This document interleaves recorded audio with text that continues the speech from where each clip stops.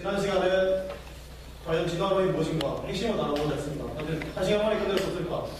제가 고민해서 만든 내용이었습니다. 진화론은 결국 과학인 같지만 과학이 아니라 종교적인 신념이 없다 있다.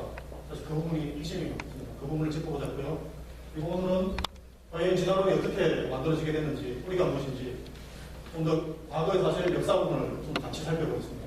그리고 우리가 가장 잘 알고 있는 다윈, 진화론의 아이콘으로 알려져 있는 다윈이 사실은 이 진화론적인 사고방식에 가장 큰 영향을 받아서 결국 이런 생물학적인 진화론을 만들었다는 것. 그래서 결국 다윈도 진화론의 어떤 피해자다, 희생양이다, 그런 제목을 제가 붙여봤습니다. 그걸 한번 보여드리겠습니다. 다음 시간에는 여러 가지 사례들과 함께 과연 진화론이 끼친 영향이 무엇인지 좀 더 살펴보겠습니다.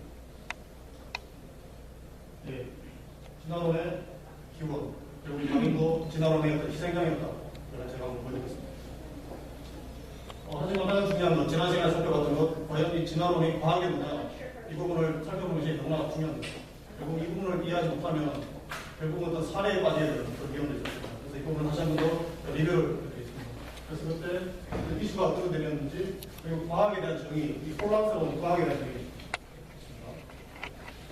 그리고 과연 이 성경적인 창조론에서 무엇을 이야기하는지 다시 한번 간단하게 살펴보고, 그리고 여러 가지 케이스에 대해서 살펴보겠습니다. 그리고 과연 그때 이 주제가 무엇인지 다시 한번 리뷰를 해보겠습니다.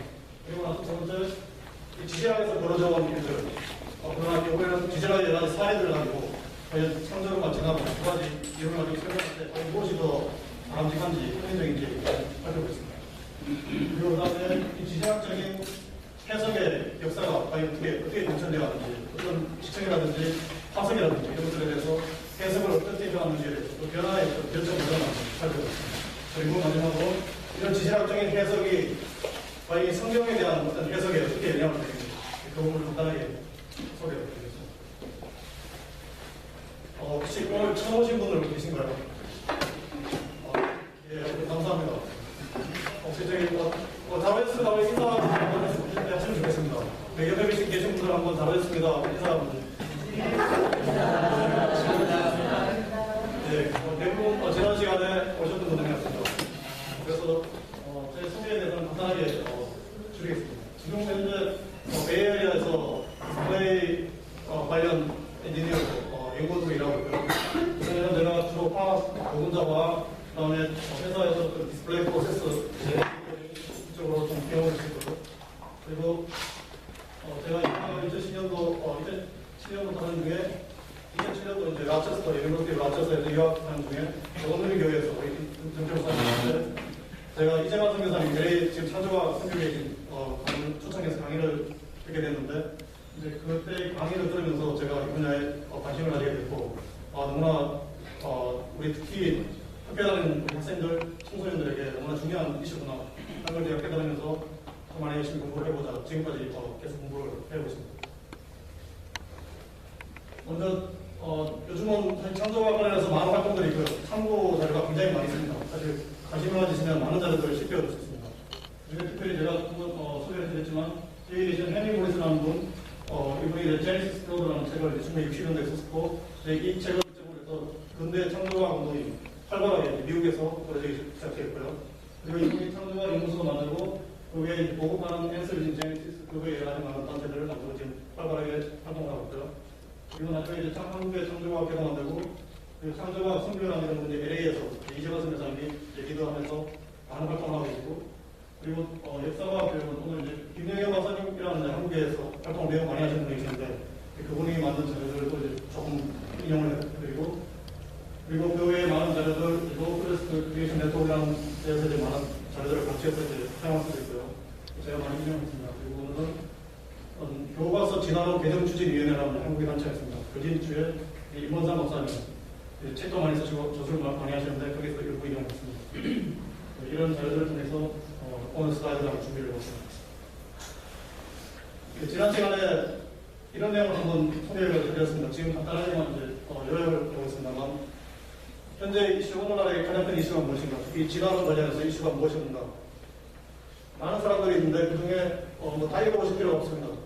대부분 어떤 생물학이라든지 지질학이라든지 이런 분야에 진화론 관련 연구원들, 굉장히 많은 네이비를 쓰신 분들, 어떤 사람들은 어떤 하이 레벨의 어떤 학교의 어떤 교수님들, 특히 자연과학 어떤 공학이라든지 또 어떤 사람들은 노벨상을 받았던 사람들이라든지 이런 사람들 중에 과학이 맞기 때문에 결국 과학이 맞기 때문에 성경이 맞지 않다. 결국 이런 식으로 주장하는 사람이 많다는 거예요. 그리고 또 어떤 사람들은 나는 신의 존재를 인정하고 싶지 않기 때문에 과학이 맞다고 말하지 않을 수 없다. 그리고 과학을 주장해야만 한다. 이렇게 말하는 사람들 많이 있다는 거예요. 이런 사람들의 그 영향이 점점 커지고 있다는 거예요. 그리고 오늘날 이 학교 학생들, 특별히 요즘은 이 교과서 자체가 진화론적인 내용만 과학 교과서에 들어가기 때문에 요즘은 모든 학생들이 다 영향을 받고 있죠. 특별히 대학교에 자연과학을 공부하는 사람들이라든지 이런 학생들은 특별히 더 많은 영향을 받고 있습니다. 그래서 과연 이런 사람들을 만났을 때 과연 얼마나 자기의 어떤 신앙이라든지 어떤 그런 신념을 디펜드할 수 있겠느냐, 이제 그것이 큰 문제가 되는 거죠. 그러나 분별력이, 아무래도 학생들은 분별력이 약합니다. 이런 사람들이 학문적인 바탕으로 백그라운드를 가지고 객관적으로 논리적으로 이렇게 이야기를 보여줬을 때, 그래서 결국 성경은 믿을 만하지가 않아, 그런 식으로 주장했을 때 과연 학생들이 얼마나 이걸 잘 방문할 수 있을까, 그것이 문제입니다. 그리고 학교뿐만 아니라 박물관, 오늘날 대다수의 박물관들 거의 잘 아시겠지만 거의 진화론적인 이야기로 가득 차 있습니다. 문제가 아주 크다는 거예요. 학교뿐만이 아니라 이런 현실들을 간단하게 살펴봤어요. 그리고 이제 그런 영향을 통해서 우리 교회에서 열심히 신앙생활하는 특히 우리 유스라든지 청년들이라든지 이런 다른 청년들이 있었습니다. 대표적으로 고등학교 때까지 열심히 교회 생활을 했던 우리 유스들, 대학을 들어갔을 때, 대학을 접하게 될 때 거의 80%는 교회를 떠나게 됩니다. 이런 통계들이 안타깝게도 많이 나온다는 거죠. 그런 현상의 주요 원인에 결국은 이 진화론적인 이론들이 들어있다는 겁니다. 사실 그걸 좀 놓치기가 쉽습니다. 보통 교회에 믿음이 좋으신 분들, 과연 그렇게 따지면서 믿어야 될까? 그렇게 중요한 문제일까? 이렇게 이야기하시지만 특히 이렇게 학생들, 분별력이 없는 학생들 많은 영향을 받는다는 거죠. 쉽게 넘어가는 거죠. 그리고 학교, 그리고 교회 뿐만이 아닙니다. 지난번에 이 동영상을 보셨습니다.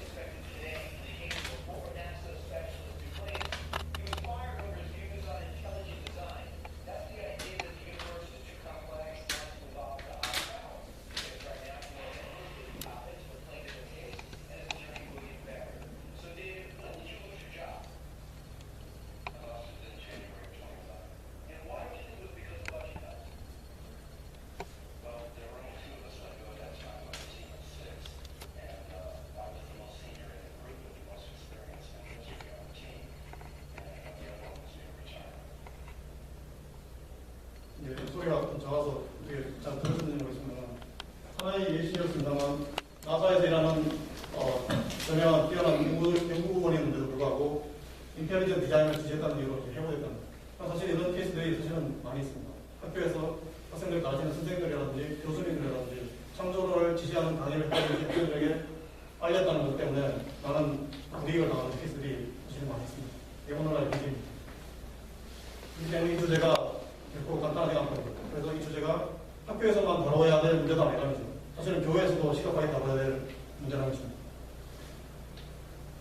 그리고 또 한 가지, 과학에 대한 정의에 있어서 사람들이 너무나 혼란스럽게 생각합니다. 과연 과학이란 무엇인가? 우리가 흔히 하는 과학, 사실 오늘날 과학은 거의 이 모든 걸 좌우하고 있죠. 과학 만능주의라는 말이 너무나 잘 어울리는 시대입니다. 과학으로 모든 걸 다 할 수 있을 것 같은, 정말 불가능한 것이 없을 것 같은 정도의 어떤 그런 과학이 지배하는 세상에 우리가 살고 있다고 말해도 과언이 아닙니다. 하지만 과학이라는 것에는 잘 따지고 지금 두 가지가 나눠 있다는 거죠. 실험과학 그리고 기원과학. 실험과학은 관측이 가능하느냐. 쉽게 말해서 우리가 일상에서 느끼고 관찰할 수 있고 접할 수 있는, 너무나 잘 알고 있는. 그리고 과연 이걸 우리가 만들어낼 수 있느냐, 재현할 수 있느냐, 재생할 수 있느냐. 이제 그런 것들이 가능한 것들을 우리가 말하는 실험과학이라고 합니다. 이게 두 가지의 비행기의 발전, 어떤 TV 디스플레이 발전 이런 걸 들었습니다만, 이거 외에도 너무나 많이 있습니다. 자동차의 발전, 컴퓨터, 핸드폰의 발전, 우리 너무나 다 잘 알고 있죠. 어떻게 변화되어 왔는지 우리 잘 알고 있습니다. 문제가 뭔지 어떻게 새로 만들고 테스트하면서 이게 정말 과학이구나 이렇게 실감할 수 있다는 거죠. 하지만 그런 과학들이 많이 있는 반면에 또 한 가지 과학, 오리진스, 기원에 대한 과학이 이게 있다는 거죠. 기원의 과학 또는 역사에 대한 과학, 히스토리컬 사이언스. 이제 이런 분야도 사실 그냥 과학이라는 이름을 같이 붙여서 우리가 부르고 있습니다. 왜냐하면 과학적인 툴을 사용하는 거죠. 과학적인 방법론을 사용하고, 그리고 이런 기원에 대한, 기원에 대한 이런 주제들에 대해서 과학자들이 연구한다는 거죠. 그래서 과학자들이 대다수의 연구의 주체이고, 그리고 다양한 툴을, 과학적인 툴을 사용하기 때문에, 이렇게 굉장히 뛰어난 어떤 첨단 과학적인 툴, 고가의 장비들, 나사에서 이렇게 뛰어난 사람들이 함께 연구를 한다는 거죠. 그래서 이런 것도 지금 과학이라고 말하고 있습니다만, 문제가 뭐냐면, 이 두 가지를 가지는 큰 이 틀, 기원에 대한 과학은 관측이 안 된다는 겁니다. 우리가 측정할 수가 없습니다. 왜냐하면 과거의 사건을 나오기 때문에, 대상이 과거라는 때문이죠. 관측도 안 되고 우리가 재현할 수 없습니다. 이거 다시 만들어보고 싶다고 해서 다시 우리가 만들 수 있는 그런 것들이 아니죠. 그랜드 캐니언 다시 우리 못 만듭니다. 그리고 재현이 안 된다는 거죠. 그래서 기원에 대한 과학, 또는 역사에 대한 과학은 이 모든 것들이 불가능합니다. 그렇기 때문에 할 수 있는 것은 결국은 어떤 맨스 아이디어, 추측한다든지, 가정한다든지, 상상해야만 합니다. 그래서 누구나 큰 차이가 있습니다. 우리가 실감할 수가 없다는 겁니다. 여기서 보시면 아시겠지만, 실험과학은 다 실물이 있습니다. 누구나 말했죠. 기원과학은 아무도 없습니다. 그래서 기원과학은 그림을 그려야 돼요. 표현하고 싶기 때문에. 상상하는 것을 표현하고 싶기 때문에 그림으로 밖에 그릴 수 없는 겁니다. 여기 있는 이 멋진 그림, 수많은 어떤 결과를 통해서 고생대, 중생대, 신생대를 통해서 많은 변천이 있었고, 지질학적인 변천, 생물의 변천 통해서 그렇게 흘러갔다고 많이 배웠습니다. 그러나 보니까 그림입니다. 상상을 기반한 그림입니다. 실제가 아니죠. 그런 차이가 있습니다. 그래서 이 두 가지를 좀 분명하게 구분을 해야 되겠다는 겁니다. 좀 너무나 막연하다는 거예요. 그래서 우리가 좀 더 일상에서 느낄 수 있는 어떤 현상들, 어떤 모습들에 대해서 이 두 가지를 한번 살펴보자고요. 그래서 여러 가지 예를 들었습니다만, 문제는 어떤 이런 일들이 일어나고 있다는 거, 누군가 저희가 달리고 있었다는 걸 본 거죠. 또는 바닷가에서 우리가 가고 있다는 걸 본 거죠. 또 그 사람이 이제 열심히 행복하는 걸 본 겁니다. 근데 한 가지 분명한 게 있습니다. 초기에 출발 정도로 우리가 보지 못하다는 겁니다. 이런 일이 벌어지고 있을 때 우리가 만약에 이걸 봤다고 하는 거죠. 그렇게 가정하는 거죠. 초기 정보를 알지 못한 상황에서 이런 질문들을 던질 수 있다는 거죠. 우리가 알 수 있는 거, 실험할 수 있는 거, 얼마나 빨리 달리는지, 얼마나 큰지, 이런 것들 우리가 관찰할 수 있죠. 측정이 가능합니다.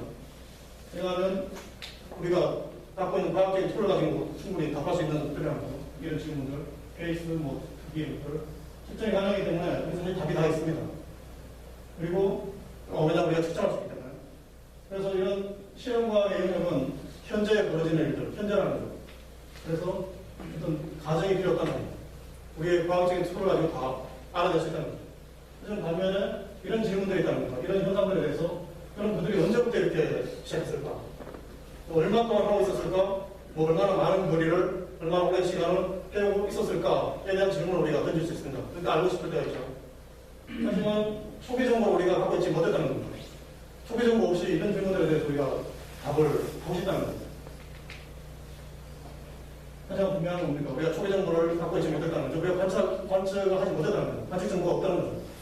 그렇기 때문에 뭡니까? 사실은 관측 정보 없이 어떻게 답을 할 수 있습니까? 이건 절대 알 수가 없는 겁니다. 답이 없다는 겁니다. 왜냐하면 우리 초기 정보를 갖고 있지 못하고, 그리고 어떤 경로를 통해서 현재까지 왔는지 그 경로에 대한 정보도 없다는 것이고, 그리고 경로를 거쳐오는 중간에 어떤 변화가 있었는지 또 모르겠는데, 세 가지에 대해서 우리가 알고 있는 것이 없습니다. 그런 경우는 우리가 전혀 알 수 있는 것이 없다는 겁니다. 기업에 대한 질문들에 대해서는 이런 것들이 반드시 필요한데 우리가 모른다는 거죠. 그래서 결국 기업과의 영역은 관측의 한계를 벗어난다는 겁니다. 우리가 갖고 있는 최고의 최신의 과학적인 장비를 가지고도 우리가 알아낼 수 없는 영역이다. 과거에 있다는 거죠. 그래서 기업과에 대한 영역은 관측 한계를 벗어나기 때문에 결국은 사람들이 가정을 하는 추측, 상상, 어떤 세계관, 결국 이런 것들에 우리 대상이 될 수밖에 없다는 것이죠. 그게 기원과학의 문제의 한계랍니다. 이 두 가지를 분명히 구분해야만, 결국 사실 여기서 벌어지는 일들이 이런 것만이 있는 게 아니죠. 우리가 나중에 살펴볼 어떤 좀 더 구체적인 어떤 기원과학의 주제들, 지층이라든지 화석이라든지, 결국 이 모든 것들이 여기 들어간다는 것이죠. 그래서 두 가지로 나눠서 볼 수 있다는 것이죠. 그래서 분명하게 두 가지, 하나는 우리가 분명하게 알 수 있다는 것, 관측이 된다는 것, 나머지 하나는 결국은 상상할 수밖에 없다는 것. 가장 큰 차이점이 있다는 점. 그리고 또 한 가지, 지난번에 제가 사실 제대로 언급을 하지 않은 부분이 있습니다. 그럼 이런 다양한 현상들, 모습들, 이런 것들을 우리가 보고, 정말 하지만 그런 너무나 우리가 기원에 대해서 정말 알고 싶다는 것입니다. 정말 이 답을 알 수 없을까? 우리가 그렇게 많은 어떤 첨단의 어떤 과학 장비, 툴을 사용함에도 불구하고 우리가 이걸 알 수 없다고 했는데, 정말 알 수 없을까? 하지만 이런 분야들에 대해서 어떤 전문가들이 있을 수 있다는 거죠. 전문가들의 의견이 있지 않을까? 우리가 전문가들의 의견을 빌리면 보다 더 적합하고 그럴듯하고 합리적인 의견, 답을 얻을 수 있지 않을까? 그 분야의 전문가들이 있다는 것입니다. 달리기의 전문가, 마라톤은 정말 금메달을 몇 개 받았다는 그런 마라토너가 이 사람들에 대해서 이야기한다면 몇 바퀴 뛰었을 거야, 몇 시간 뛰었을 거야, 이런 답을 주지 않을까? 이렇게 항해하는 사람들에 대해서 어떤 아주 뛰어난 항해사라든지 배를 만드는 사람이 어떻게 추측을 해서 이 과정을 한다면 정답을 제시할 수 있지 않을까? 그렇게 생각할 수 있는 거죠. 아니면 이렇게 열심히 짜장면을 먹고 있는 우리 친구, 정말 몇 그릇을 먹고 있는 중일까? 정말 훌륭한 요리사는 이거 알 수 있지 않을까? 답을 제시할 수 있지 않을까? 그렇게 우리가 전문가에 의지할 수가 있다는 거죠. 그게 한 가지 어떤 약점이라는 약점, 어떤 숨은 포인트라는 거죠. 최첨단의 툴을 사용하면 알 수 있지 않을까? 또는 정말 훌륭한 전문가들의 의견을 빌린다면 그 사람들의 말은 정말 믿을만하지 않을까? 답이 있지 않을까? 그러나 전문가의 의견이라고 해서 그것이 정답이 아니라는 것입니다. 사실 이런 질문들, 정답이 없는 질문들에 대해서는 누가 전문가일까요? 누구나 다 한마디씩 할 수 있다는 거죠. 추측할 수 있다는 거죠. 상상할 수 있으니까요. 하지만 그렇다고 그것이 정답이 아닙니다. 그 다음에는 다수결이 결정할 수 있다는 거죠. 많은 사람들이 이렇게 생각하면 그게 정답이 아닐까? 그리고 다수결이 결국은 전문가를 만들 수도 있습니다. 노래를 잘하는 사람들, 이렇게 신인 가수를 뽑을 때 이렇게 노래를 잘하시는 분들이 뽑지 않습니까? 결국은 이 엑스퍼트 전문가를 선출하는 사람들, 다수가 결국은 뽑는 거죠. 전문가는 결국 다수결에 의해서 그들의 경우가 많습니다. 하지만 그들이 내는 답도 정답이 아닙니다. 그래서 전문가가 내는 의견이라서 정답이 아닙니다. 실제 정답은 뭡니까? 전문가들이 내는 정답이 아닙니다. 실제는 그걸 목격한 사람, 그걸 기록한 사람, 기록 정보가 있는 사람, 결국은 증인이 정답을 갖고 있다는 거죠. 그 정답을 제시할 수 있는 사람은 전문가가 아니라는 것입니다. 그걸 발견한 사람, 기록한 사람, 목격한 사람, 결국 증인이 정답을 갖고 있다는 것입니다. 여기 키포인트였습니다. 사실 이런 예를 들어서 아직도 좀 낯선 상황인 것 같이 느껴집니다만 가장 쉬운 예로 어떤 도둑이 은행을 털었다든지 그런 경우가 있다는 거죠. 어젯밤에 우리 집을 도둑이 다녀갔다는 거죠. 그걸 알 수 있다는 거죠. 과거의 정보에 대해서. 그러면 도둑이 왔다 갔는데 우리가 알 수 있다는 겁니다. 누군지. 우리가 과거의 기록에 대한 정보가 없으면 기록 녹화하는 정보라든지 주위에 어떤 제보자라든지 사실 이런 정보가 없으면 우리가 알 수 있습니까? 바로 그겁니다. 어떤 범죄 사건에 대해서 판결 징역 40년에 베테랑 판사가 재판을 하면 알 수 있을까요? 아닙니다. 그 사람들이 결국 가장 필요한 것은 증거입니다. 증인입니다. 증인 없이 해결할 수 없습니다. 거기에 함정이 있습니다. 하지만 대다수 사람들은 전문가가 얘기했으니까 하실 거야. 그렇게 기본 넘어가답니다. 여기에 함정이 있습니다. 과학과 똑같은 상황이랍니다. 자, 그래서 창조과학에서 이야기하는 주제들 결국 일장일절의 선언, 태초에 하나님이 천지를 창조하셨다는 말씀입니다. 결국 이것을 믿을 수 있으면 더 이상 모든 문제가 없다는 겁니다. 그리고 가장 이슈가 되는 중요한 것들 6일 창조에 대한 이야기입니다. 그리고 6일 동안에 하나님께서 이렇게 만드셨다는 겁니다. 그리고 종류대로 만드셨다는 겁니다. 그리고 이 두 가지 6일 만에 만드셨다, 종류대로 만드셨다 이 두 가지가 결국은 과학에서 가장 완박하고자 하는 핵심 주제죠. 과학적으로 보니까 6일 만에 만들었다는 건 대단해요. 과학적으로 봤을 때 어떻게 종류대로 만들 수 있을까? 이건 진화에서 만들어진 게 더 과학적이에요. 이런 식으로 이 두 가지 주제에 대해서 문제셨습니다. 하지만 이 창조과학에서는 이 두 가지에 대해서 분명하게 이야기합니다. 6일 창조, 종류대로 창조, 알 수 없다. 이걸 말하는 게 창조과학의 핵심입니다. 그리고 잘 아시겠지만 결국 모든 분야, 생물학, 지질학, 천문학, 보고학 이 모든 주제들에 대해서 창조과학적인 접근, 연구가 가능합니다. 결국 그 모든 연구와 항구적인 탐구를 통해서 결국은 뭡니까? 하나님께서 이걸 어떻게 만드셨는지 그 안에 들어있는 하나님의 놀라운 솜씨 그것들을 이해하고자 하는 것입니다. 그 안에 들어있는 놀라운 법칙들을 알고자는 것이죠. 그리고 그것이 창조학의 접근 방법이었습니다. 접근 목표였습니다. 그리고 또 한 가지 중요한 것은 결국 성경에 나오는 이 모든 창조에 관한 이야기들, 또 여러 가지 어떤 창세기 특별히 1장에서 7장에 나오는 어떤 계보에 관한 이야기들, 노아 홍수 사건에 관한 이야기들, 과학적으로 보기에는 너무나 근거가 없고 황당하다는 거죠. 그래서 결국은 과학에서는 노아 홍수 전혀 믿을 수 없어. 그냥 뭐 로컬 플러드 뭐 이렇게 그런 식으로 다 치닫아버린다는 거죠. 하지만 창조학에서는 그렇지 않다. 우리가 알 수 없을 뿐이다. 문제는 사람이 이해할 수 없다는 거지. 그 내용이 틀렸다는 것이 아니다. 틀렸다고 말할 수 없다.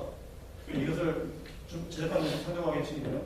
결국 성경의 창세기가 그만큼 중요하다는 것인데, 왜냐하면 그 안에 어떤 교리라든지 죄에 대한 문제, 어떤 죽음에 대한 결혼에 대한 문제, 이 모든 것들이 창세기의 기본을 근간을 두고 있기 때문에 창세기를 무너뜨리면 결국은 성경의 모든 것이 다 무너진다는 거죠. 하지만 이 창세기를 그렇게 무너뜨릴 수 없다. 이걸 디펜드할 수 있어야 한다. 할 수 있다. 이렇게 말하는 것이 창조학의 핵심 목표였다는 거죠. 그리고 좀 더 구체적인 케이스들에서 살펴봤지만 지질학에서 어떤 고고학에서 인류학, 생물학, 천문학 그 외에 수많은 모든 분야에서 기온에 대한 주제를 가지고 수많은 논란들, 논쟁들이 있다는 것이죠. 실제 실험과학적으로 이 주제들 각 하나하나를 다룰 때는 이게 너무나 방대합니다. 이 분야 하나에 그 사람의 인생을 봅니다. 그 사람뿐이 아니고 수많은 사람들이 인생을 걸어서 연구합니다. 그만큼 방대한 어떤 연구의 영역이 가능하다는 것이죠. 실험과학으로 접근할 때 그렇다는 거죠. 하지만 그 보기에는 다 달라 보이는 각각의 독립적으로 보이는 이런 분야들이 있고 그 주제, 그 관심의 초점이 그럼 그 기원이 무엇일까? 누가 언제 어떻게 만들었을까? 이런 것들이 그 관심의 연구의 관심의 포인트라면 이 모든 주제들은 결국은 다 하나로 똑같이 하나로 융합되어 있다는 거죠. 하나로 취급될 수 있다는 것입니다. 왜냐하면 현재 알 수 있는 그 관측 가능한 현상들이 있다는 것이죠. 하지만 어떤 과거로 거슬러갈 때 어떤 한계점을 넘었을 때 관측 한계점이 나타나는 거죠. 그 한계에 넘어가면 관측이 안 된다는 것입니다. 그리고 이 모든 것들에 대한 기원에 대한 주제는 관측의 한계를 넘어가는 주제들이라는 것입니다. 결국은 과학으로 접근할 수 없다는 것입니다. 결국은 이 모든 주제들은 그렇습니까? 실험과학으로 접근할 수가 없는 주제들이기 때문에 결국은 과학이라는 툴을 사용했지만 그리고 과학자들이 연구를 하지만 우리가 이 과학이라고 볼 수 없다는 겁니다. 관측이 안 되기 때문에. 그래서 우리가 결국은 사람들의 해석에 의존하는 거죠. 세계관 또는 어떤 가정, 어떤 주관적인 견해 또는 어떤 전문가들의 의견 이런 것들이 결국 이 내용에 대한 해석을 정하는 것입니다. 과학이라는 이름으로 그렇게 해석한다는 것이죠. 하지만 실제로 과학적으로 관측이 안 되기 때문에 과학의 영역이 아니라는 것입니다.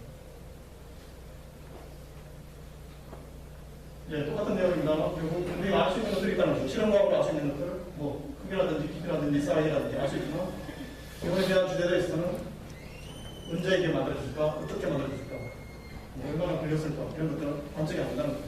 과학이 접근할 수 있는 영역이 아니라는 거죠. 과학의 대상이 아닙니다. 그래서 답이 없다는 것이죠. 왜냐하면 초기 정도도 모르고 만들어진 경로도 모르고 그리고 만들어지는 과정 중에 어떤 일이 벌어졌는지 이런 것들을 다 모른다는 것이죠. 과학의 영역이 아닙니다. 기원과학의 영역은 과학이기 때문에 관측이 안 되고 답이 없습니다. 그래서 결국 이런 세계관의 지배를 받는다는 것이죠. 가장 큰 두 가지 분류, 그리고 성경적인 세계관을 해석하느냐, 세큘러 뷰, 사람의 어떤 상상에 근거한 해석을 의지할 것이냐. 하지만 성경은 사실은 모든 걸 다 설명해 줍니다. 성경에 다 답이 있습니다. 그리고 어떤 노아홍수라는 사건, 이 노아홍수의 사건만 가지고도 창조학에 다루는 수많은 현상들에 대해서 대다수의 설명이 가능합니다. 너무나 과학적이고 자연스럽게 설명할 수 있습니다. 그리고 육전적으로 이루어진, 그리고 짧은 시간에 이루어졌다는 성경적인 어떤 그 설명으로 대다수 설명이 충분히 가능합니다.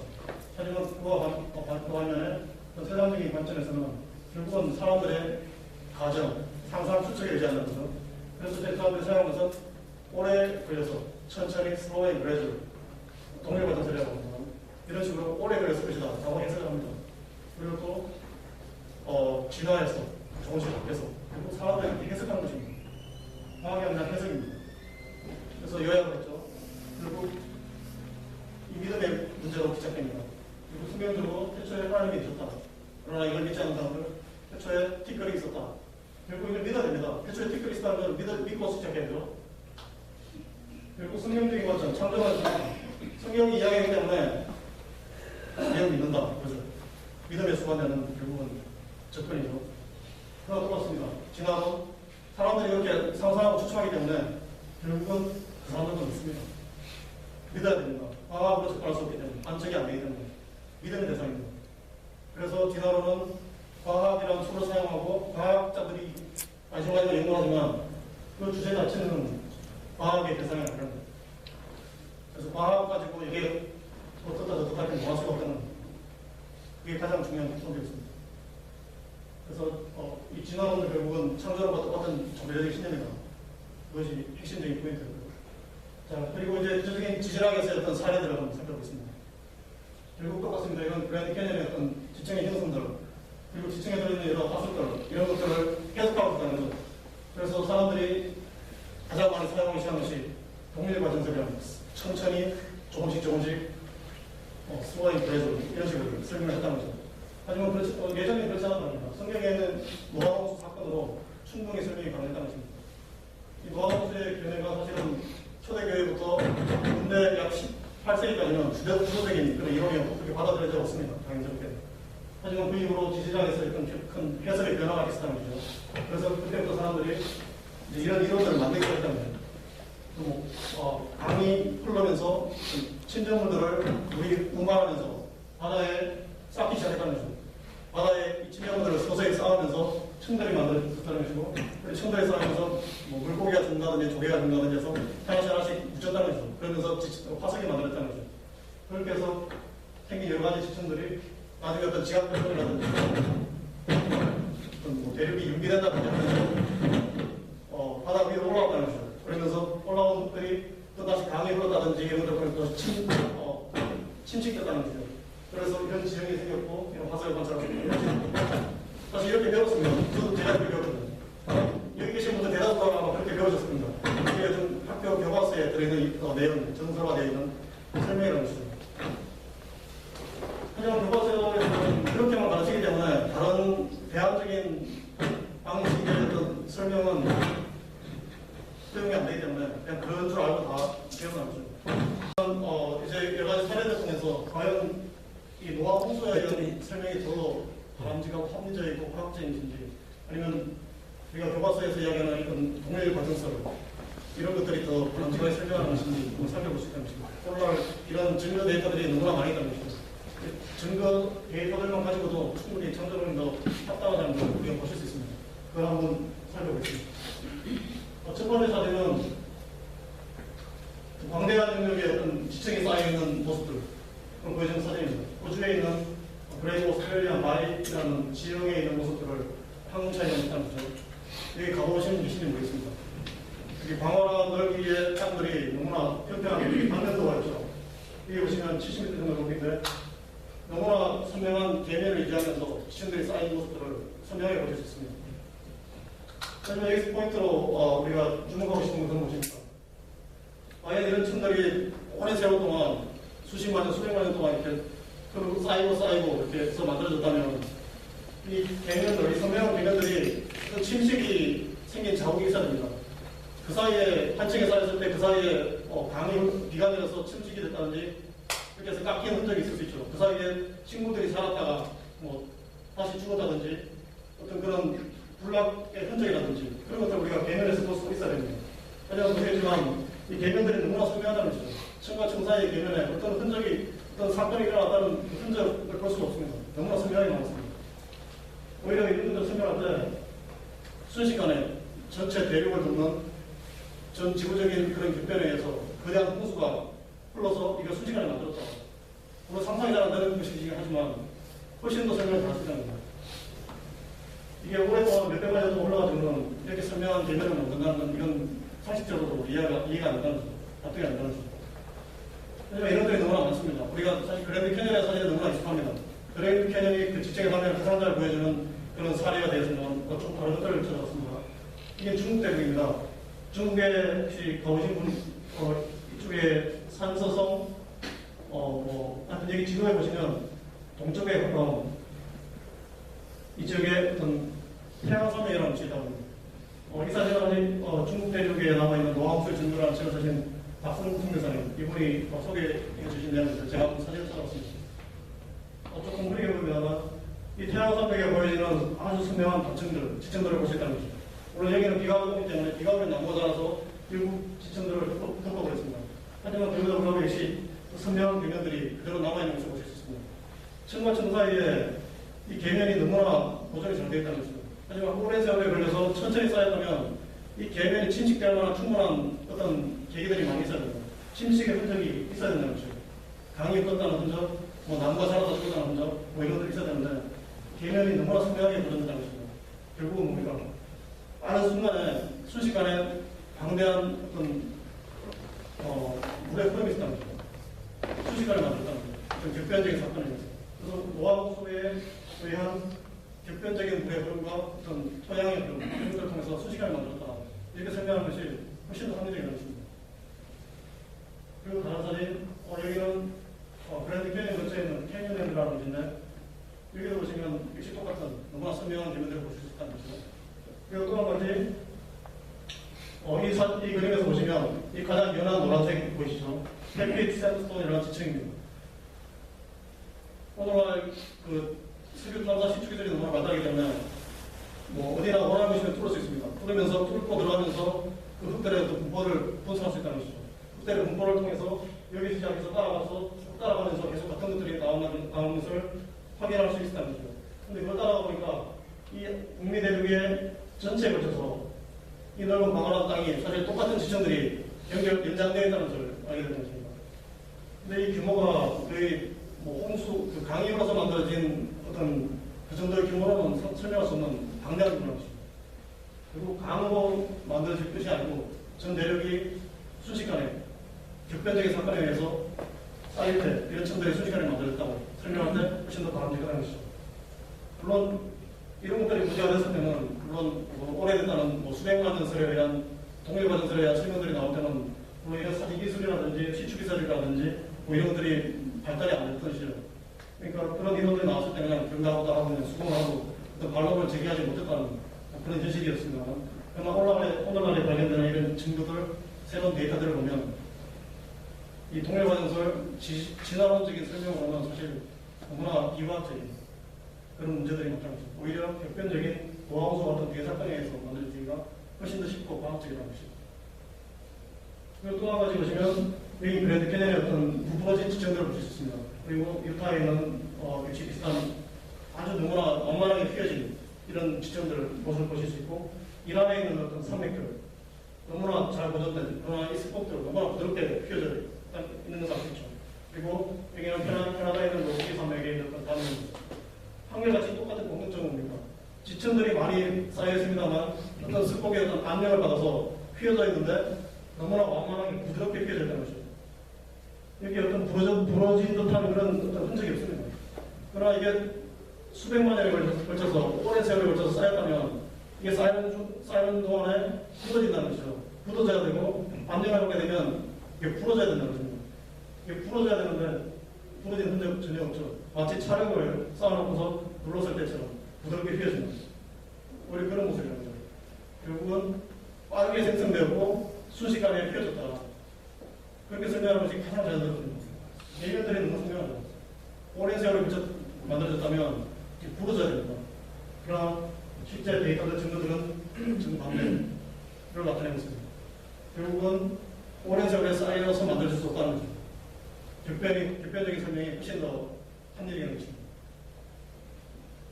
너무나 많은 자료들이 있습니다. 그중에 하나가 특화된 나무들, 폴리스트레이트라는 이런 것들이 또 많이 있습니다. 이 여러 가지 수많은 지층들을 관통하는 나무들이 발견되고 있습니다. 여기도 보시면 많은 지층들을 그대로 수직으로 통과해서 나무들이 박혀있다는 것이죠.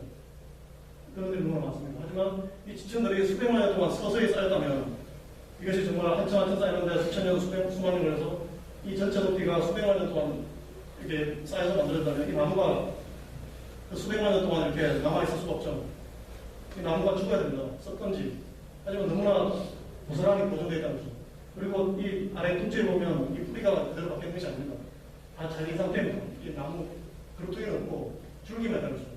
결국 뭔가 이렇게 큰 흐름에 의해서 나무가 쓸려 내려가다가 이렇게 바뀌었다는 것입니다. 바뀐 상태에서 순식간에 쌓였다. 그렇게 해서 이렇게 고스란히 남아있다. 썩기 전에 쌓였다. 보통 나무가 물에 젖으면 금방 썩습니다. 분해됩니다. 이런 형태가 남아있지 않죠. 하지만 너무나 고스란히 형체로 남아있으면서 지층을 관통해서 보존되어 있다는 것. 결국은 뭡니까? 오랜 세월이 걸쳐서 만들어졌다? 아닙니다. 순식간에 만들어졌다. 훨씬 더 자연스러운 해석이고 과학적이고. 그리고 실제적인 그런 사례가 비교적 최근에 발생된 적이 있습니다. 혹시 이 사건을 아마 아시는 분들이 많이 계실 겁니다. 1980년도, 82년도에 워싱턴주에 있는 세인트 헬렌 산이라는 큰 산이 폭발한 적이 있습니다. 화산 분출이 있었고요. 여기 보시면 불황과 폭발하고 난 뒤에 이만큼 함몰되어져서, 그리고 이 주위에 쌓여있던 눈들이 이 뜨거운 용암에 녹으면서 눈이 물이 되면서 용암과 같이 물었다는 거죠. 그래서 큰 어떤 급격한 흐름을 만들고 그 흐름이 이 땅을 흘러 내려가면서 이런 큰 계곡을 순식간에 만들었다는 거죠. 그리고 이 부분을 보시면 좀 더 자세히 보셨습니다만 1980년도에 한번 운하가 일어났을 때 이만한 층이 쌓였는데 이날은 5월 18일입니다. 하지만 6월 12일 날 하루 동안에 여기 지층을 보셨습니다만 여기 사람이 있습니다. 사람 키가 정도입니다. 이 높이가 거의 사람 키보다 높은 키입니다. 근데 이 사람 키보다 높은 이 높이에 수많은 지층들이 단 하루 만에 쌓여져서 만들어졌다는 겁니다. 이게 실제로 사람이 목격하는 것이죠. 기록하는 것입니다. 결국 자연에서 얻어진 그런 실험 결과입니다. 너무나 생생하게 보여주는 객관적인 그런 빅페이지 사건에 의해서 이런 수많은 층들이 순식간에 만들어졌다는 걸 고스란히 보여주고 있는 정말 너무나 귀한 자료라는 것입니다. 그리고 이 계곡은 사실 2년 뒤에 한 번 더 분화했을 때, 1980년도에 분화했을 때 2층이 쌓였고 그 물이 이렇게 흐르면서 이 계곡을, 이 캐년을 만들었다는 것입니다. 순식간에 그 물이 흐르면서 땅을 타면서 캐년을 만들었다는 것입니다. 이 크기가 그랜드 캐년의 약 40분의 1 정도의 규모라고 해서 리틀 그랜드 캐년이라고 부르기도 합니다. 실제 자연에서도 이렇게 순식간에 층이 쌓이는 지층이 만들어지는 이런 것들이 목격되고 있는 것입니다. 그래서 이런 걸, 하지만 우리가 기록 안 했다면 어떻게 이야기했습니까? 이거 기록 다시 했다면 수백만 년이 거쳐서 또 쌓여서 그렇게 또 설명을 했겠죠. 하지만 아닙니다. 분명히 우리가 기록을 했습니다. 직접 눈으로 봤다는 거죠. 그리고 실제 지층을 만드는 그런 사례들이 실험실에서도 재현이 됐습니다. 이건 1990년도에 베토르트라는 교수에 의해서 그 실험실에서 벌어진 모습들입니다. 간단하게 한번 제가 보여드리겠습니다.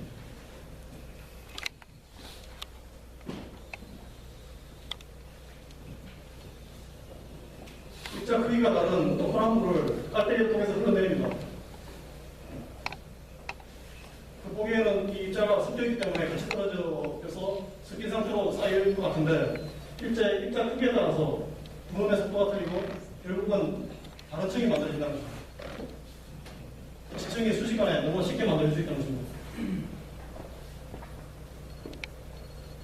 그리고 다음 동영상은 거대한 욕조에 물을 받아서 수도를 만들어서 물을 흘리면서 입자 사이즈가 다른 여러 가지 토양들을 섞어서 강제로 흘러보낸 실험입니다. 이런 거대한 수도를 통해서 이 화학물을 흘려보냈을 때 과연 층들이 어떻게 만들어지는 것인지를 실험을 해봤습니다. 그래서 이런 수많은 층들이 어떻게 만들어지느냐를 살펴봤다는 거죠. 소리가 좀 작게 나옵니다만 여기에 색깔의 하얀색, 검정색 이런 층들이 보이죠. 다른 입자들이 섞여 있는 것입니다.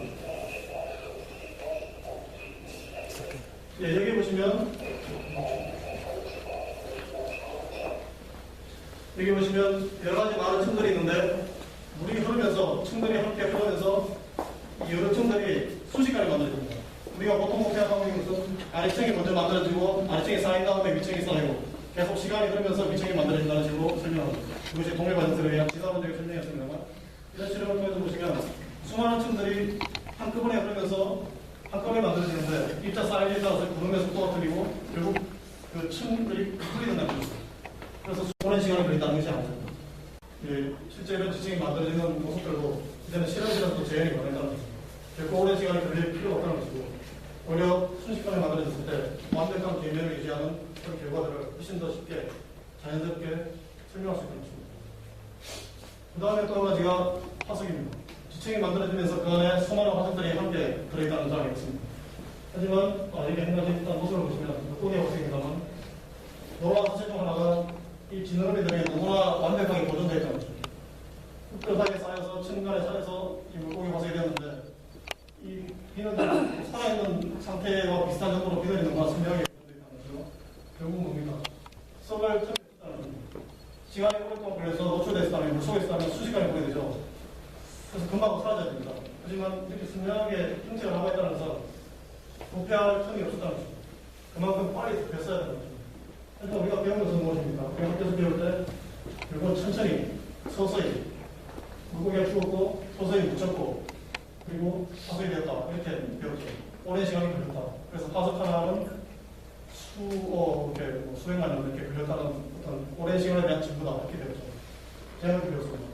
하지만 뭡니까? 실제로는 어떻습니까? 물고기가 죽으면 물에 뜹니다.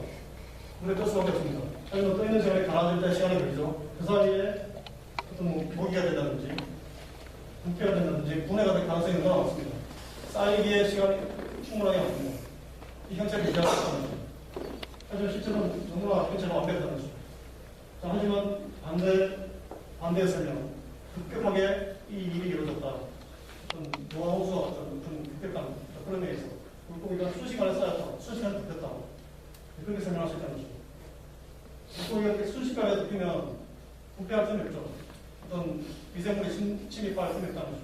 그래서 부패를 오히려 막아줄 수 있다는 거죠. 압착을 해서 결국은 납작해지겠지만 부패를 막아주기 때문에 형체가 잘 보존된다는 거죠. 그래서 여러 가지 많은 차이가 있지만 이 큰 물고기가 작은 물고기를 식사하는 중간에 덮였다는 것입니다. 식사할 틈이 없었다는 것입니다. 그래서 그 정도로 순식간에 일어나는 것이죠. 두 번째 사실은 이 큰 물고기가 작은 물고기를 추산할 때 추산하는 과정에 덮였다는 것입니다. 추산도 다 끝내지 못하고 덮였다는 것입니다. 순식간에 일어났다는 그런 증거들을 너무나 잘 보이고 있습니다. 그래서 파석은 과거에는 서서히 천천히 진화했다는 어떤 진화론의 증거가 됐습니다. 오늘날의 파석은 순식간에 이런 일이 벌어졌다는 역변론에 대한 강력한 증거가 됐습니다. 그래서 이런 파석을 보태서 결국은 객변적인 사건이 충분히 더 설명이 자연스럽고 과학적이다, 합리적이다 이런 것이죠. 그리고 또 한 가지 지질연대표라고 이 지질연대표가 그리고 진화론 이론의 핵심입니다. 이 지질연대표가 과학, 특히 기원과학, 이 지질학에 속에서 생물학, 고생물학, 인류학 이 모든 진화론적인 이야기를 가장 뿌리거든요. 이 이야기가 들어가기 때문에 사람들이 이해하기 시작해서 모든 해석을 만들기 시작합니다.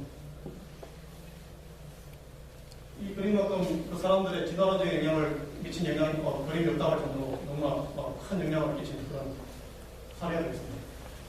우리가 배웠기를 결국 어떤 지층의 단면들을 살펴보니까 층마다 이런 그 생물들이 발견된다는 것이죠. 가장 깊은 곳, 가장 바닥에 있는 층을 볼 때 너무나 단순한 작은 어떤 생물들이 발견됐고 층층이 올라가면서 좀 더 복잡해지고 커지고 그 다음에 어떤 척추동물에서 그 다음에 척추동물로 양서류 이렇게 포유류 이렇게까지 배웠죠. 이 층을 따라가면서 이런 식으로 보여주는 경향이 있다는 것을 알게 됐다는 것입니다. 그것까지는 관찰했습니다. 거기까지는 문제가 없습니다. 하지만 문제는 뭡니까? 우리가 아까 지금까지 보았듯이 지층이라는 것이 결코 오랜 세월이 걸릴 필요가 없고 걸릴 수도 없다는 거죠. 왜냐하면 화석에 남아있다는 자체는 부패할 틈이 없었다는 거죠. 가장 단순한 생물, 그것이 남아있다는 것은 그 단순한 생물도 부패할 틈이 없었다는 거죠. 순식간에 쌓였다는 것입니다. 결국 층층마다 이런 생물들이 고스란히 남아있다는 것은 결국 그 층층마다 생물들이 순식간에 쌓여야지만, 덮여야지만, 그래서 분해를 막아야지만 보존될 수 있다는 거죠. 그래서 결국은 이 수많은 층에 화석이 남아있다는 것은 결국은 이 수많은 층들이 순식간에 만들어져야지만 된다는 것이죠. 그걸 반대입니다. 하지만 사람들, 지질학자들 어떻게 해석했습니까? 우리가 흔히 지금 보이는 속도, 어떤 사막에서 바람이 불 때 모래가 쌓이는 속도, 또는 어떤 연못에 물이 불 때 침전되는 속도를 볼 때 10cm 쌓이는데 이건 추산해 보면 500년 걸리겠다, 1000년 걸리겠다. 그러면 이 높이가 1000m가 넘으니까 수백만 년 이렇게 걸린다는 식으로 해석을 했다는 거죠. 그 당시는 그냥 자연스럽게 그걸 그렇게 이해했다는 거죠. 하지만 뭡니까? 나중에 화석이 만들어지는 그 생성 과정을 보면 결코 이 화석이 그렇게 오래 걸려서는 유지될 수 없다는 거죠. 오히려 순식간에 쌓였을 때만이 보존될 수 있다는 거죠. 그래서 그 사람들이 고생대, 중생대, 신생대, 지구에 나와서 4억 년, 고생대는 5억 년, 그 다음에 중생대, 신생대 이렇게 이렇게 쌓여지면서 시간이 걸리면서 쌓였다고 얘기를 했습니다. 결국 그렇게 시간을 부여할 수 없다는 거죠. 이렇게 시간을 충분하게 부여할 수 있는 근거가 사실 전혀 없습니다. 그리고 우리가 또 한 가지는 어떤 이런 단순한 생물에서 복잡한 생물의 어떤 변화를 보면서 결국은 진화를 했다는 이론을 만들어야 되죠. 그래서 그 보기에는 너무나 자연스럽습니다. 이렇게 진화했구나. 단순한 것에서 점점 진화하면서 어떤 개체의 변화를 통해서 복잡한 것들이 만들어지게 있다. 상상을 하는 거죠. 그래서 진화, 생물 진화 이론이 있습니까? 그래서 이런 진화 계통도, 에볼루션 출현한 진화 계통도가 이제 이런 모습들에 대한 해석을 통해서 만들어졌다는 거죠. 아메바와 같은 단순한 생물에서 진화하면서 무수한 많은 변화와 반복을 거쳐서 복잡한 것으로 결국은 이렇게 사람까지, 사람도 결국 진화돼서 만들어졌을 것이다. 라고 추측을 하고 가정을 하고 상상을 해서 만든 이론들이라는 것입니다. 하지만 여기 이런 것들을 뒷받침할 만한 근거는 없다는 것입니다. 흔히 많이 이야기하는 중간체 화석이 없다는 것. 그럼 정말 진화를 한다면 이 단순한 것에서 복잡한 것에게 수많은 무수히 많은 중간체가 있어야 되는데 정말 중간체라고 볼 만한 그런 화석들은 사실 없다는 것. 뭐 일부 있다고 논란거리가 되는 것들이 있지만 사실 중간체가 너무나 많아야 되는 거예요. 정말 진화가 가능합니다. 그래서 사실 중간체라고 할 만한 것들은 없습니다. 그리고 일부 진화자들도 중간체가 없다는 사실을 인정했습니다. 하지만 그 사람들은 계속 진화론을 유지하고 싶어 한다는 거예요. 그래서 중간체가 없더라도 진화는 가능하다. 이런 식으로 새로운 이론을 만든다는 거죠. 단속 이론, 뭐 이런 것들이 있습니다만 그러면 중간체가 없지만 이 대면 사이에 갑작스럽게 점프를 해서 이런 상태에서 이런 상태로 오랜 시간을 통해서 갑작스럽게 점프가 돼서 진화가 됐다. 그런 식으로 지금 설명합니다. 새로운 이론이 나오고 있습니다. 하지만 가장 자연스러운 설명은 결국 묻히려면 빨리 묻혀야 되고 결국 전체 화석이 나오면 결국 전체가 한꺼번에 빨리 묻혀야 된다. 이런 설명이 가장 자연스러운 시간입니다. 그리고 또 한 가지는 실제 우리가 관찰할 수 있는 어떤 생물들은 너무나 형태가 완벽하게 보존돼요. 어떤 진화의 흔적이 없습니다. 너무나 완벽하고 독립적이고 어떤 전략성이 없어 보입니다. 그것들을 우리가 실제로 자연에서 보고 관찰할 수 있는 것들입니다. 그래서 우리는 참조학에서는 진화의 나무가 아니고 생명의 과속이다 이런 식으로 그레이션 오차드라는 말로 표현합니다. 결국 실제로 보여지는 것들은 너무나 완벽하게 독립된 개체들이 발견될 뿐이다 이렇게 이야기합니다. 하지만 진화론자는 그게 아닙니까? 당연히 진화론 어떤 공통 조상이 있었는데 거기에서 계속 진화가 되어서 가지가 뻗어나와서 이렇게 만들어지기까지 왔을 것이다. 하지만 이 부분을 뒷받침할 만한 것들이 아무것도 없다는 겁니다. 그 대표적인 것이 이 계멸을 이루는 것이 캄브리아이라는 어떤 지층이 있습니다만 이 아래 부분을 성캄브리아, 프리캄브리안, 또 이 부분을 캠브리안이라고 이렇게 나눠 보면 실제 지층을 조사해보면 이 프리캠브리안 층에는 거의 화석이 없습니다.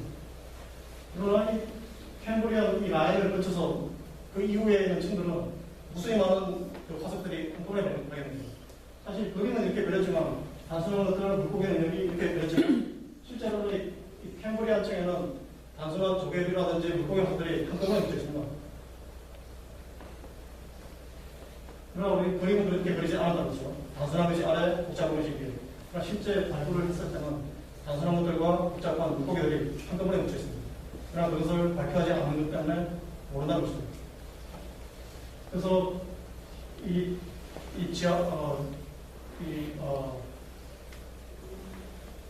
지하마술 커널, 이 지질연대표가 이 진화론의 가장 핵심적인 어떤 이론이었고 이 진화론의 가장 큰 영향을 받는 백그라운드가 됐다.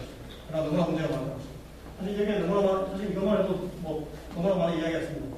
다음 시간에 한 번 더 보여드리겠지만 공룡이 발견된다는 우리가 잘 알고 있는 주라기, 중생대 주라기에 공룡이 살았다. 한 500만 년 전에 살았다가 멸종됐다. 다들 그렇게 알고 있죠. 그렇게 배우고 있습니다. 영화, 책, 너무나 많은 미디어가 그렇게 이야기하고 있다는 거죠. 박물관 다 그렇습니다. 하지만 실제 공룡이 발견된 층들에 공룡만 있는 것이 아닙니다. 실제로 그 발굴을 해보면 현재 살아있는 생물들, 동물들, 그런 화석들이 공룡 뼈들과 한꺼번에 같이 발굴됩니다. 그러면 현재 살아있는 생물들이 공룡과 같이 살았다는 거죠. 그런데 정말 문제는 이 박물관에 전시되어 있는 공룡 전시관 그런 것들하고 같이 전시를 하는 그런 박물관이 없습니다. 오직 공룡만 전시합니다. 이 시대는 공룡만 살았다라고만 이야기를 한다는 거죠. 사실 공룡하고 현재 살아있는 다른 동물들이 같이 죽어서 발굴되는데 다른 것들은 같이 죽어요. 그것이 현실입니다. 그 부분은 다음 시간에 한 번 더 보여드리겠습니다. 자, 그리고 이제는 좀 더 역사적인 부분, 어떻게 이런 역사가 흘러왔는지. 사실 이 연표는 우리 김영현 목사님, 역사와 연구원의 김영현 목사님께서 만드신 내용인데 제가 너무 잘 정리를 하셔서 소개해드리고 싶어서 여기 한번 올려봤습니다. 창세기부터 현재까지 수많은 사건들을 잘 요약했습니다. 여기 1000년 끊어서 이렇게 정리했는데요. 아담부터 1000년까지 독장시대 1000년대에 노아가 태어났고 1600년에 노아의 대홍수가 있었고요. 잘 모르겠습니다. 다시 1000년 뒤에 아브라함이 태어났고 그 다음에 1000년 뒤에 다윗, 10년 뒤에 예수님 탄생, 이렇게 1000년 단위로 끊었으나 이 부분만 해도 너무 많은 데 있습니다. 일단 저희가 오늘 포커스를 두고 싶은 것은 지질학의 해석의 변천 부분입니다. 지질학의 해석에서 가장 큰 변천을 보이는 것이 이 18세기 1700년도부터 1900년까지 그 부분입니다. 그래서 사실 초대교회가 시작했을 때부터 약 1700년, 1800년까지는 성경에서 나오는 노아 홍수에 관한 백병설이라든지 화석이라든지 이런 것도 노아 홍수 다 설명을 했습니다. 이때 당시에도 그런 게 다 있었는데 너무나 자연스럽게 받아들였다는 거죠. 그냥 문제가 이 당시에 어떤 변화들이 생기면서 모든 해석들이 이제는 진화론적인 해석으로 바뀌었다는 거죠. 어떤 일이 일어났었는지 그것을 한번 살펴보겠습니다. 사실 내용이 너무나 많고요. 일단 가장 현재 부분만을 먼저 한번 살펴보겠습니다. 현재 지금부터 약 4, 50년 정도 짧은 시간 동안에 우리가 지금 알고 있는 사항들 그런 것들을 한번 가볍게 한번 살펴보겠습니다. 사실 정말 중요한 부분들, 많은 사건들은 1900년에서 2000년까지 그 사이에 너무나 많은 게 있었습니다만 사실 그 부분을 다 볼 수 없습니다. 그 부분은 제가 다음 시간에 한번 더 보여드리겠습니다. 가장 큰 변화 중에 하나라면 1800년대에 유럽에서 진화론이 한참 일어나고 있었을 때 미국에서는 약 1960년대 이제 케네디 대통령 때 진화론이 교과서에 들어왔다는 겁니다. 그 부분은 제가 나중에 하겠습니다만 진화론이 교과서까지 들어오면서 이제 미국에서 어떤 교단에서 이제 큰 어떤 위기심, 경각심을 느꼈다는 거죠. 그러면서 1970년도에 헨리 모리스 박사가 창조와 연구소를 만들면서 창조를 확산시키기 위한 노력을 피하다는 겁니다. 그리고 우리나라에는 1973년 우리나라 교과서에 진화론이 들어오기 시작했습니다. 미국에는 1960년대. 하지만 일본은 사실 1900년대 초 훨씬 더 빨리 진화론이 교과서에 들어왔습니다. 그러면서 동양대학교 들어갔고 그러면서 일본의 제국주의와 결합했습니다. 일본은 훨씬 더 빨리 진화론이 들어왔습니다. 하지만 다행스럽게도 우리나라는 그나마 늦게 1974년 가장 늦게 들어갔다는 것이죠.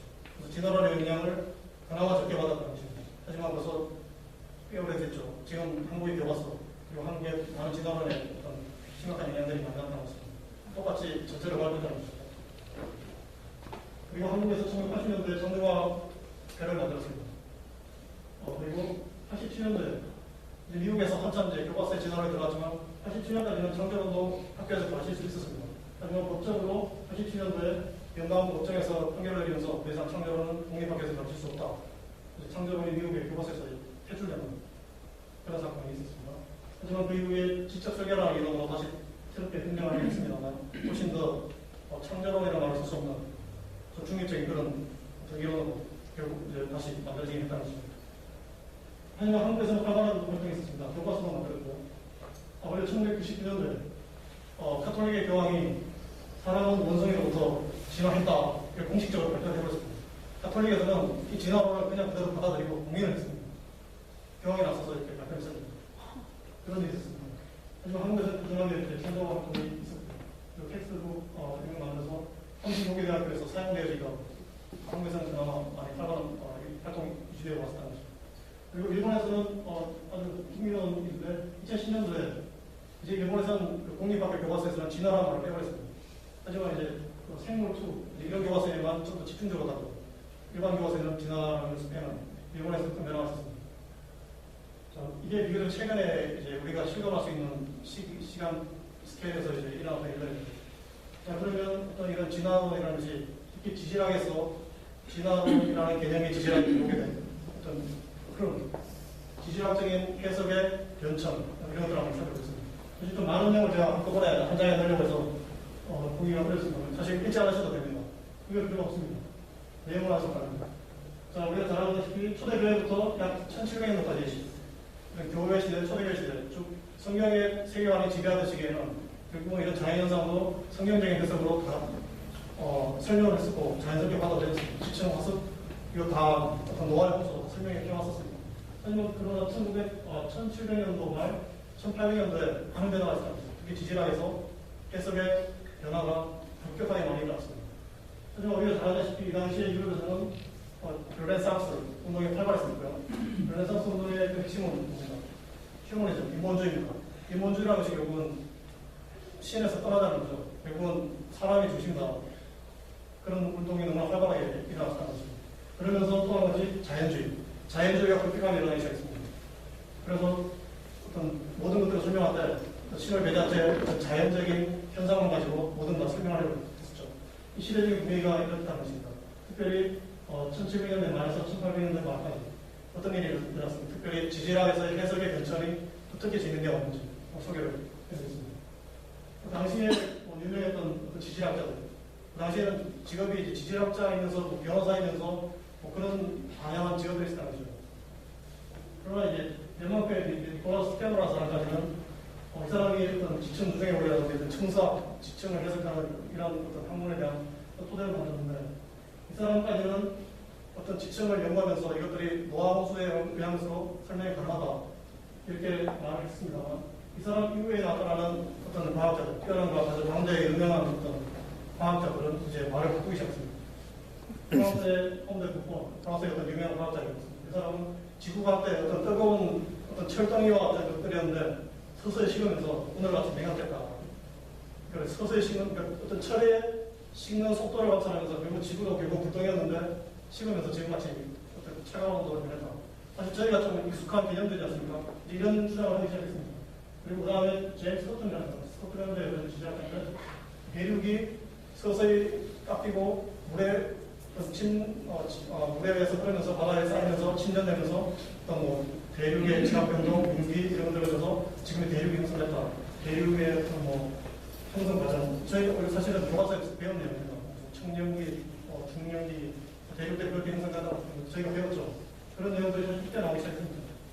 그 다음에 그때 피에 라플라스라는 굉장히 유명한 천문학자입니다. 이 라플라스라는 천문학자는 태양계에 대해서 진화론적인 해석을 하기 시작했습니다. 태양이 어쩌면 어떤 굉장한 회전한 뜨거운 어떤 기체 가스 덩어리였는데 이것이 서서히 오랜 시간이 걸리면서 식으면서 응축되면서 별을 만들고 이렇게 행성들을 만들었다. 이런 이론들을 발표하기 시작한 거죠. 사실 저희에게 너무나 익숙하지 않습니다. 저희가 배웠던 내용이죠. 아직까지 이런 내용들이 아직까지 교과서에 남아있다는 것입니다. 하지만 분명한 것은 무엇입니까? 지금 이 내용들이 우리가 지금 실험과학으로 관찰할 수 있는 내용들이 아니죠. 관측 관계를 넘어가는 과거에 대한 것이죠. 이론들입니다. 가정이고 상상이죠. 단순한 이 세계관의 근거한 이론들이죠. 하지만 이런 내용들이 그 당시를 지배했습니다. 지질학의 이론들이 유행처럼 번졌다는 것이죠. 그러면서 물론 그 사이에 진나마라는 사람, 어떤 생물들도 결국은 서서히 바뀌어서 진화했을 것이다. 이런 내용을 바뀌었습니다. 다윈이 최초가 아닙니다. 생물 진화에서 다윈이 최초가 아니라는 것이죠. 그리고 또 큐비에라는 사람, 그 사람은 서서히 지층들이 만들어진 것이 아니고 이 격변들이 생겼는데 격변들이 오랫동안 많이 있었다. 다중격변설. 격변들이 많이 일어나면서 결국은 지층들을 만들었다. 동일과정설에 반대하지만 결국은 이 격변들을 사용해서 많이 일어났다는 이론에서 결국 오랜 시기 그러다가 이제 찰스 마이라는 사람, 영국의 변호사이자 지질학자였습니다. 이 사람이 결국은 어떤 가장 큰 프린스프로 지질학의 원리를 지었습니다. 이 사람이 결국은 어떤 제임스 호틀이라든지 이런 사람들의 이론을 종합 정리했습니다. 종합 정리해서 총 만화에서 새로운 이론을 만들었다는 거죠. 결국은 오늘날에 보이는 지층, 오늘날에 보이는 지질 현상, 그 모든 것들은 결국 오늘날에 관찰할 수 있는 쌓이는 현상들만 가지고 설명을 해야 된다. 어떤 지층을 설명할 때 우리가 지금 관찰할 수 있는 그 속도만 가지고서 해석을 해야 된다. 이제 이런 식으로 원리를 만들었습니다. 결국 현재는 과거를 알 수 있는 열쇠다. 이런 식으로 현재의 것만 가지고 과거를 해석해야 된다. 이제 이런 걸 주장하는 그런 원리를 발표했습니다. 결국 지질학은 이 당시에 1800년도 짧은 시간 동안에 너무나 많은 변화들이 있었고 해석의 변화들이 있었고 지층의 형성 과정에 오랜 시간이 걸렸다는 사실을 자연스럽게 만들도록 대세가 되도록 결국 유행처럼 번지게 됐죠. 이제 이런 이론들을 만들면서 그러면 노아의 홍수는 중요하지 않아. 6천년 창조는 결국은 신화에 불과해. 이런 생각을 갖게 했다는 거죠. 그런데 그때 당시에 뭡니까? 그때 당시에 다윈이 있었습니다. 찰스 다윈은 우리가 너무 잘 알고 있죠. 진화론의 아이콘, 진화 생물학을 어떤 체계화시켰다고, 진화론의 아버지라고까지 너무나 포장합니다. 찰스 다윈이 이 시대에 살았습니다. 찰스 다윈이 찰스 라헬의 영향을 너무나 많이 받았습니다. 그 사람이 비로를 타고다니면서 갈라파고스를 여행하면서 핀치세의 부기 변화를 보면서 이게 다양한 변화는 진화의 어떤 반성 아닐까 이런 생각을 많이 했었습니다. 결정적으로 찰스 라헬이 쓴 책, 결국 오랜 세월이 걸쳐져서 지층이 흥동되었다 이런 컨셉을 찰스 다윈이 이 책을 통해서 받아들이게 됐다는 거죠. 오랜 세월이 걸쳐서 지질 구조가 형성했다면 똑같이 오랜 세월에 걸쳐서 생물들도 변화가 가능하다 할 것이다. 오랜 시간이 가능하다면 생물 변화도 충분히 가능할 것이다. 결국은 다윈이 자기 이론에 이런 오랜 세월이라는 오랜 지구라는 이런 컨셉을 자기 이론에 수용을 한 것입니다. 찰스 다윈은 결국은 이 당시 지질학에서의 해석의 변증 과정에 고스란히 영향을 받았다는 것이죠. 이 오랜 지구라는 이런 해석 이론들이 없었다면 이 생물 진화를 설명할 방법이 없습니다. 왜냐하면 오랜 시간이 걸려야 되기 때문에. 생물 진화가 단기간에 이루어진다 이런 설명을 들어본 적이 있으시나요? 단기간에 진화했다. 없습니다. 하나같이 동일하게 오랜 시간이 걸리면 생물 진화가 가능하다. 이렇게 얘기합니다. 찰스 다윈이 결국은 이런 이론들의, 특별히 찰스 라헬의 이론에 결국은 동조되었다는 것입니다. 결국은 다윈은 결국 이런 오랜 지구라는 이론에 합리화하기로 선택을 했다는 것입니다. 그래서 내가 제목을 찰스 다윈이 결국은 피해자다 붙인 이유입니다. 이 사람들의 이런 이론 학설들을 그대로 받아들인 것입니다. 하지만 이 사람의 이 종의 기원이라는 책, 결국 이 책이 또 수많은 또 영향을 줬다는 거죠. 그 이후에 나타난 많은 것들, 생물학에서의 진화, 결국은 오랜 시간이 걸리면 가능하겠구나. 찰스 다윈의 말처럼 진화와 생물 진화가 가능하겠구나. 결국 이런 식으로 받아들였다는 거죠. 또 한 가지 재밌는 것은 사실 지층에 쌓인 나이를 측정하는데 오늘날 방사능 동위 원소 측정 이런 방법을 통해서 나이를 알 수 있다고 하지 않습니까? 사실 그것도 문제가 너무 많은 것입니다. 이 지구 나이 측정도 다음 시간에 한번 소개해드리겠지만 너무나 많은 가정이 필요한 거죠. 가정이 없이는 절대 말할 수 없는 이론에 불과한 것이죠. 그러나 이 이론이 이때 당시에 나타나죠. 하지만 이 모든 설명들은 벌써 한 100년 전부터 나올 수 있다는 거죠. 이런 과학적인, 비교적 과학적인 근거 없이 단지 어떤 상상만을 보고 이론만을 보고 만들어진 학설이라는 거죠. 이런 식으로 어떤 지질 체계의 해석에 변천이 있었고, 결국 그 영향으로 찰스 다윈이 그 이론을 자기의 어떤 생물 진화 이론에 그대로 수용하면서 점점 더 커졌다는 거죠. 진화를. 자, 그리고 또 한 가지, 이 부분은 사실 좀 보실 필요가 없습니다만, 결국 이런 지질학적인 해석의 변천이 지질학이라든지 과학에서만 끝났으면 문제가 없었을 것입니다. 그런데 그 당시 비슷한 시기에 1800년도부터 여기 1770년까지 끊었으면 이런 지질학에서의 어떤 오랜 지구라는 해석 방식 이런 것들이 결국 성경의 해석에 영향을 줬다는 것입니다.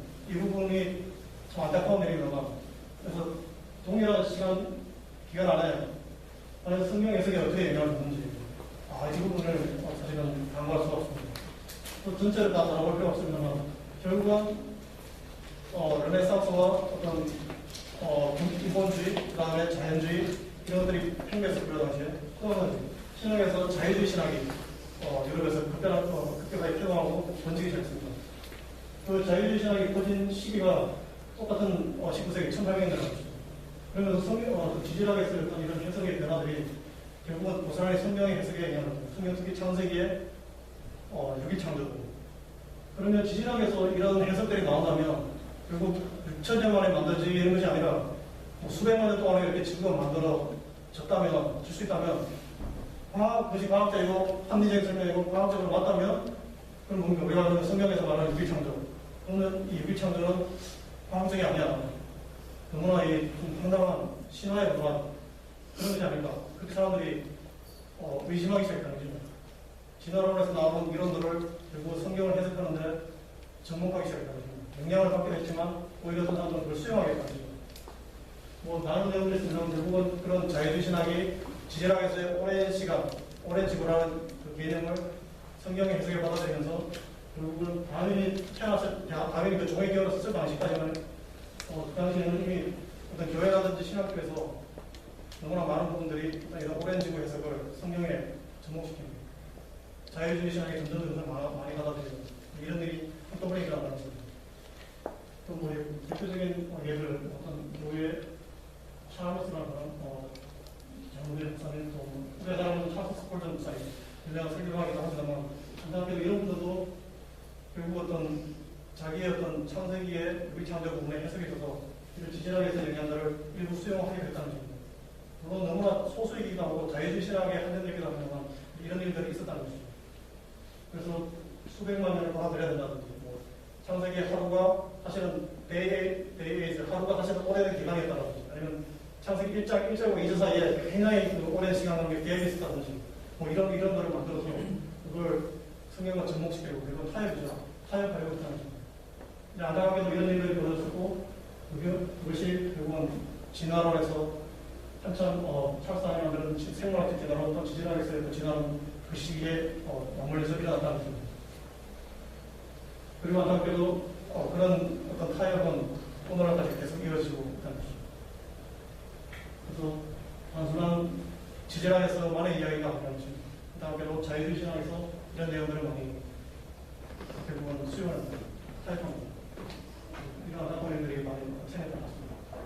그래도 다행히 한국에는 이 진화론이 늦게 들어갔다는 것입니다. 그나마 한국의 신앙이 그대로 많이 잘 보존될 수 있다는 것입니다.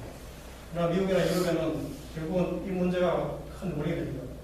진화론 때문에 자유주의 신학이 유럽을 지금 지배하는, 그리고 이제 미국도 많이 내어가고 있는 그런 상황을 우리가 볼 수 있습니다.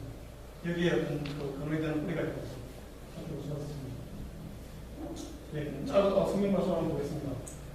요한복음 5장에 보시면 예수님께서 말씀하신 내용이 나옵니다. 너희가 모세를 믿으면 결국 모세가 나에게 썼다는 것을 너희가 알게 되십니다. 너희가 모세의 글이 뭡니까? 모세 오경이 창세기가 들어있습니다. 모세 오경 창세기에 있는 글을 너희가 믿지 않기 때문에 그럼 내가 하는 말을 듣기 때문에 그럼 예수님은 모세가 기록한 창세기 모세 오경을 그대로 인정했다는 것입니다. 결국 예수님은 창세기의 내용을 그대로 해석하는 것 전혀 문제가 없다는 것을 그대로 말씀하십니다.